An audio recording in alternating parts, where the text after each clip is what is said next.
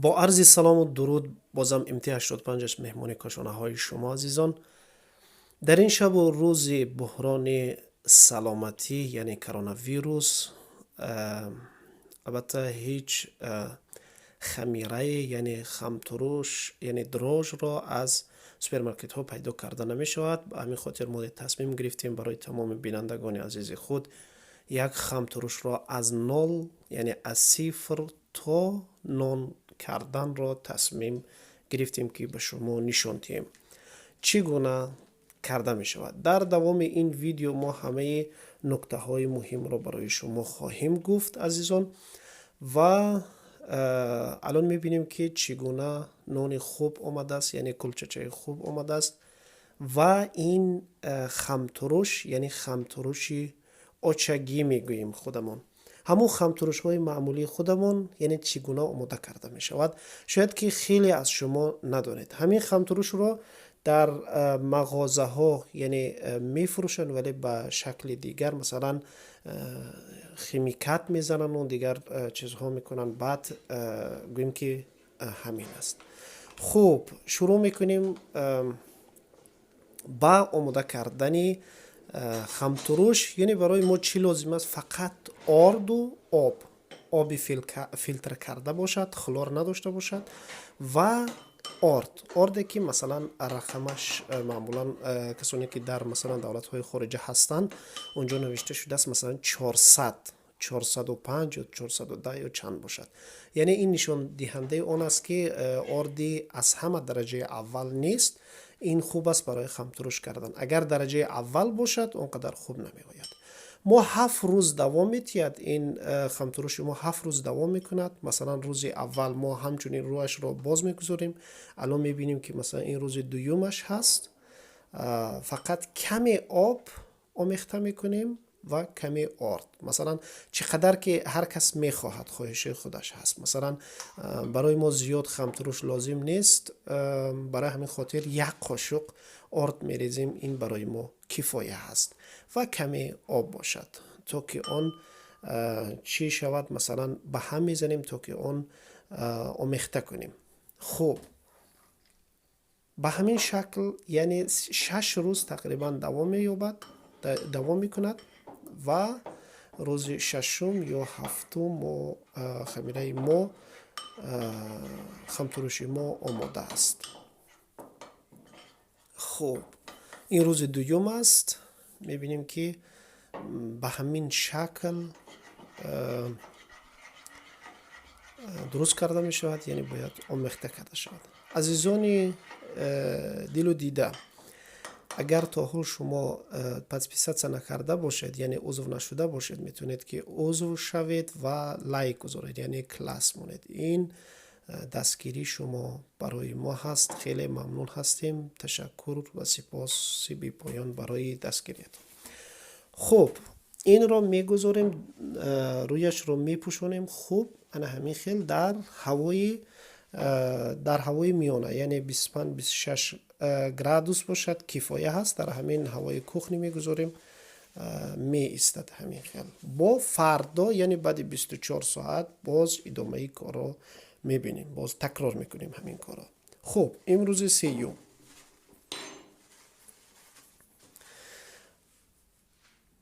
میبینیم که علاکه این خمتروش ما شکل دیگر گرفته است، یعنی با خمتروش مانندی کرده استاده است. خب علاکه یعنی نتیجه کار هست، یعنی رزولتاتی کار هست. بازم ما چی کار میکنیم؟ تکرار میکنیم همون کارمون را. یک قاشق آرد و کمی آب و آمیخته میکنیم. خوب این اگر کسی خواهد که مثلا بیشتر خمتروش داشته باشد، بیشتر استفاده میکند، آیله کلان است، خوب میتوند که 2 قاشق یا 3 قاشق هر روز علاوه میکند. یعنی این خمتروشی از صفر است. وقتی که خمتروشی ما آماده شد ما دیگر لازم نداریم، اما کمکش باقی میگذاریم. چه خیلی که مادرهای ما در خود وطن میکنن با همون شکل انجام میدیم. یعنی دیگر مشکل نیست. بار اول مشکل است، یعنی دیگر مشکل نیست. اصلا هیچ مواد شیمیایی هم در این آمیخته نمی کنیم، یعنی سالم است، یعنی 100% با گارانتیش قطعی که مثلا خیمیکت ندارد. خب اینم روز سیوم هم تمام شد. با همین میپیچونیم و میگذاریم با تا فردا، یعنی در همین ساعت. خب روز چهارم همین کار رو تکرار میکنیم. یک چی به یادم رسید، ظرفی که ما آماده خام ترش میکنیم باید شیشگی باشد. این نکته رو فراموش نکنید دوستان. این خمتروش با نظر به دروژ ها کمی فرق دارد با اون خمیره های نون. از چی خاطر شما به همه شما معلوم است که این کمی دیرتر خمیر را میرساند، کمی دیرتر میرساند، ولی بهترین نون می شود. یعنی همون نون های آچگی که در خود وطن میخوریم و به همین بورو دارد. میتونیم به این خمتروش خمیر پیتزا درست کنیم، یا نون درست کنیم، یا چپاتی درست کنیم، یا دیگر و دیگر. فقط شیرینی ها نه. کمی ویدیو دراز می شود، ولی به طرز مفصل ما تمام نکته های نازکی هایش را به شما نشان میدیم. و شکل های دیگری خمتروش رو هم، یعنی دروژ بگوییم یا خمتروش بگوییم خوبتر است، یعنی با دیگر شکل ها درست کرده می شود. انشالله بازم در ویدیوهای آینده تصمیم میگیریم، انشالله حتما به شما نشان خواهیم داد.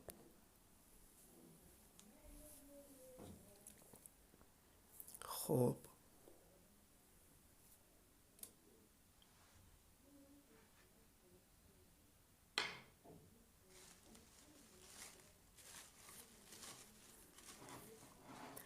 بازم رویش رو میبندیم و میگذاریم تا فردا. یعنی این فردا می شود روزی پنجم. خب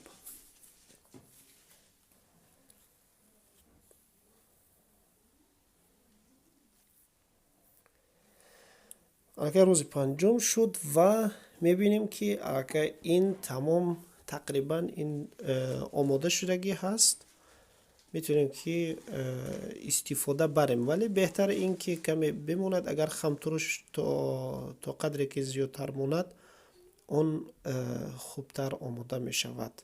خب میبینیم که چقدر باد کرده است و بوی ترشی هم میکند، یعنی تقریبا خیلی نزدیک آمده است.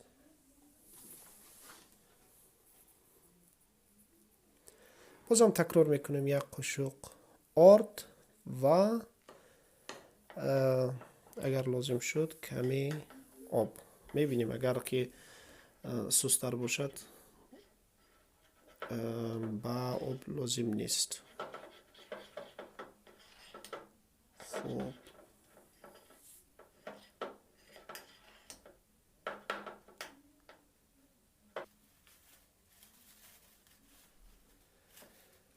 خب روز پنجم تمام شد. میگذاریم و روز ششم، امروز روز ششم است، یعنی 24 ساعت بعد از 24 ساعت الکی این خمتروش ما خیلی یعنی زیاد شده است، یعنی که ترش شده است.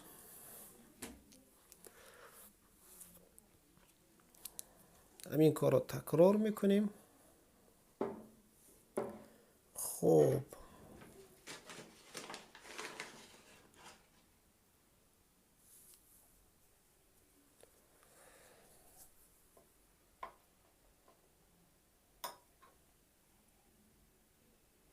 در این شب و روزها خیلی یکی از اشیای لازمه برای خانواده ها همین خمتروش هست. در هیچ سوپرمارکت، نمیدونم در دیگر روسیه و تاجیکستان چگونه باشد، ولی در آلمان خیلی خیلی سخت است. نه در مغازه های ترکی است و نه در مغازه های آلمانی ها، یعنی اصلا نیست، وجود ندارد. خیلی سخت است پیدا کردنش.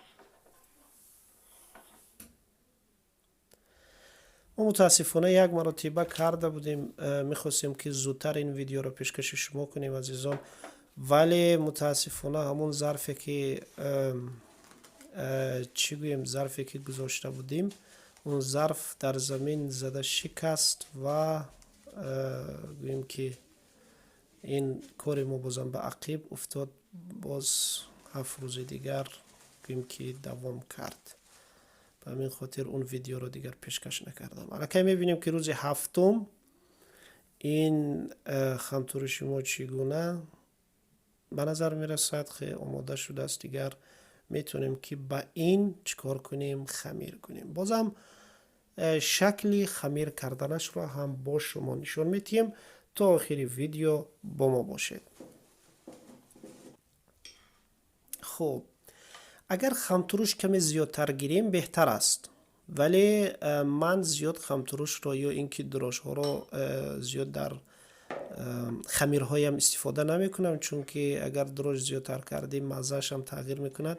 خمتروش هم اگر زیادتر کردیم یعنی چیکار میکند، لذتش رو تغییر میدهد. خمتروش یعنی کمی مزه ترشی میکند و دروش باشد یک مزه دیگر میکند. خوب به هر صورت مزه های اونقدر خوب نیست، جالب نیست.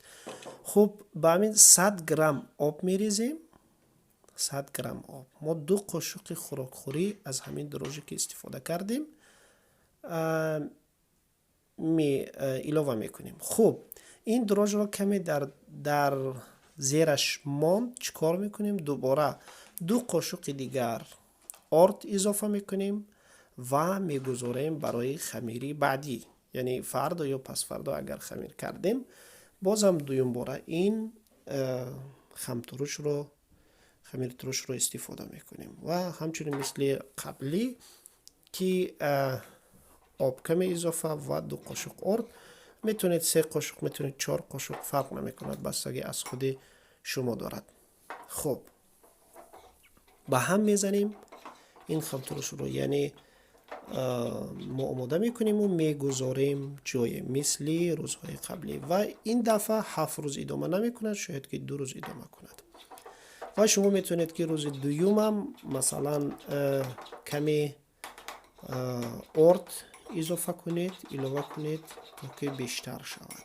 خب این رو در داخل خلادیلنیک، در داخل یخچال هم یخدان هم میتونیم گذاریم، ولی البته در جایی که یخ میکند، نه در جای معمولیش میتونیم که گذاریم. بعد از اینکه خمترش ما آماده شد در اونجا گذاریم، چون که الان وقتی گرما هست، اگر خمترش در بیرون باشد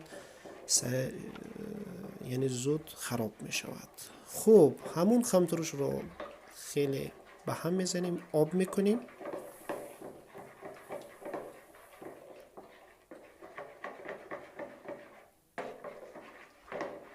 خوب و 1 قاشق من نمک اضافه میکنم. در تقریبا 1 کیلو آرد است، 1 قاشق کفایه است، یعنی نه بی نمک میبیاید نه زیاد نمک.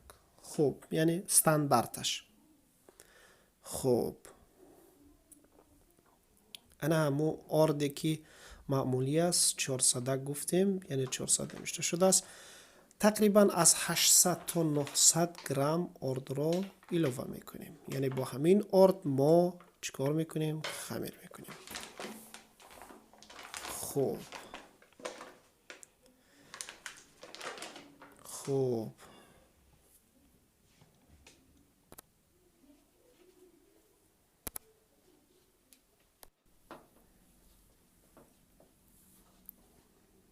یعنی خمیر کردن به همه شما معلوم است چگونه خمیر کرده می شود.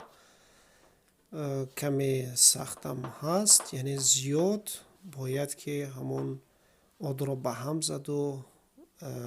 هم زد تا که چی شود، یعنی خمیر شود. یعنی کلی ویدیو رو ما نگرفتیم، کلی اون خمیر شکل خمیر کردن، ولی به هر صورت کمی هم هست. به چه خاطر یعنی کمی زیادتر گرفتیم؟ به خاطر که شما رو نشوندیم که البته 2 مرتبه همین طور نمیشه که مثلا خمیر آماده شود، یعنی کمی کار دارد، باید که به هم زد. و چند مرتبه دیگر کمی آب اضافه کردم. البته هر یک ارد به خودش آب میخورد، یعنی هیچ کس فهمیده نمیتوند که چگونه مثلا چه مقدار آب لازم است. خب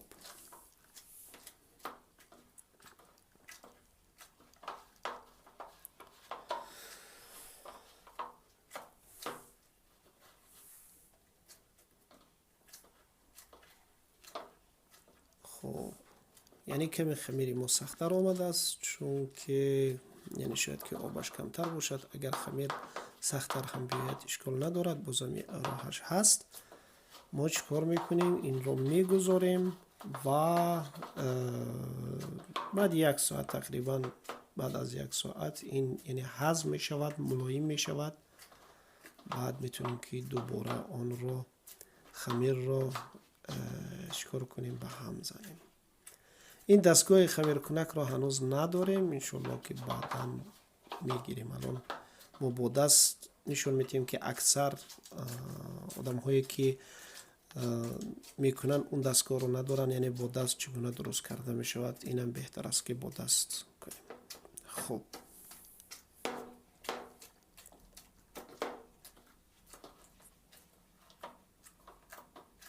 این خمیر ما شکل دیگر گرفت و اینجا ما یک روغن، یعنی با روغن زیتون، اینجا روغن زیتون فراوان است، یعنی کمی روغن زیتون اضافه میکنیم. به چه خاطر که نچسبد. خود خمیر یعنی خمیر خوب بود، یعنی نمیچسبید. به هر صورت کمی خمیر روغن زیتون هم کنیم بهتر میشود. اگر روغن زیتون نباشد، روغن های معمولی میشود که روغن پنبه یعنی پخته، یا اینکه روغن سیمچکه، یا دیگر روغن هایی که برای خوراکی پخت و پز استفاده میکنید هم میشود. خیلی کم باید، تا که برای نچسبیدنش. خوب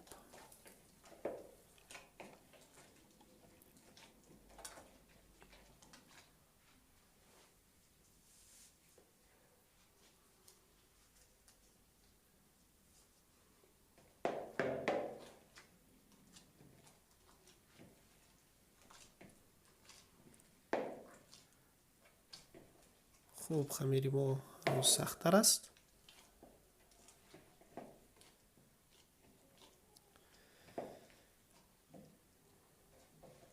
در این مسافرت همه کار هم یاد گرفتیم.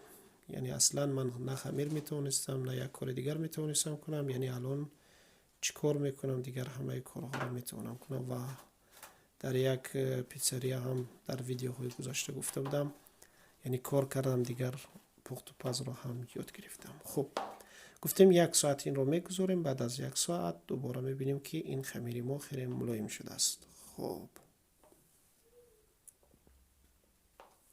هر یک نفر خمیر رو با شکل‌های گوناگون میکند. این فقط اون چیزی که من کردم. من مثلا شکلی رسیپی خودم رو با شما پیشنهاد کردم دوستان.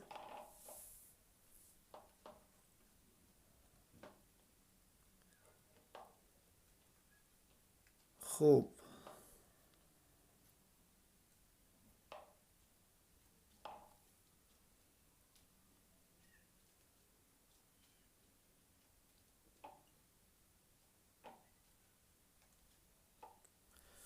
چقدر که با خمیر، یعنی خمیر رو اگر بغبچی، یعنی زیاد اگر با خمیر بازی کنی، بازم همون قدر خمیر خوب میباید، همون قدر نون خوب میباید. اگر میبینیم که خمیر ما خیلی خوب است. خب ولی اینجا یک چیز است که من به همین شکلی که الان شما میبینید، من خمیر همین خیلی گذاشتم. این یک. دوم این که در بالایش چیزی اضافه نکردم تا که مثلا گرمتر شود، زودتر رسد. یعنی از 10 تا 20 ساعت، یعنی تقریبا 1 سوتکه خمیر بعداً میرسد. چرا این کار؟ چون که خمتروش کمتر انداختم برای که لذتش دیگرگون نشود. بگذار که اگر دیرم شود لذت طبیعی داشته باشد. خب دوم این که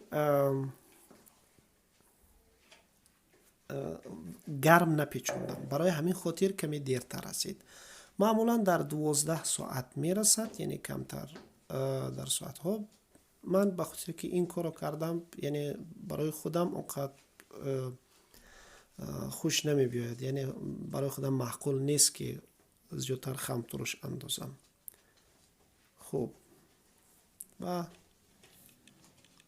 دو تقسیم میکنیم و کوگل میکنیم، یعنی کلوله شکل. خب حرکت میبینید که خمیر ما خیلی آماده شده است.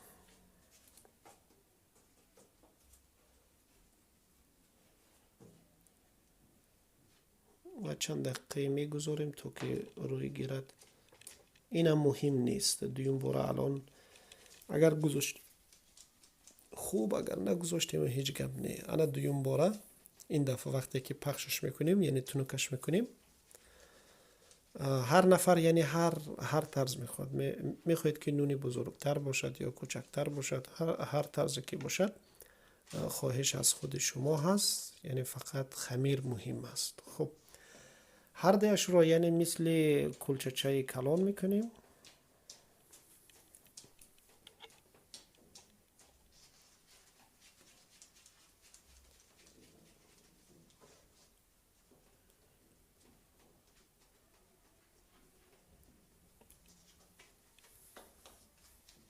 خب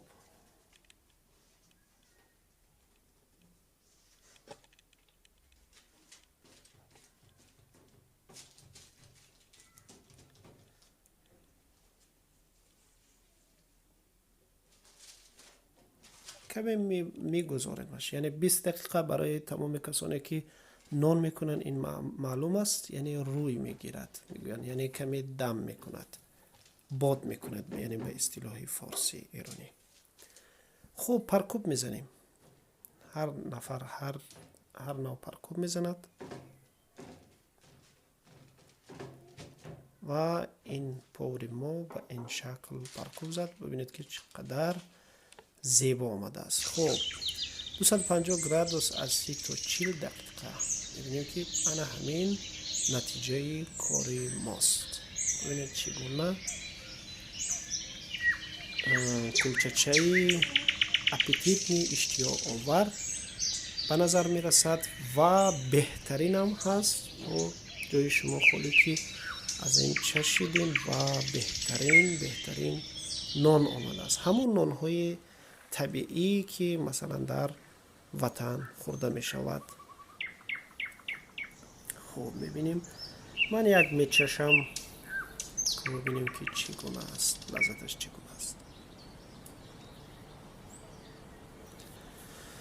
عزیزان اگر شما پادپیسات نکرده باشید، پادپیسات و عضو شدن فراموش نکنید و لایک فراموش نکنید. در آخر یک صلوات به پیغمبر میفرستیم تا ویدیوهای دیگر. خدا نگهدار شما. اشتیاق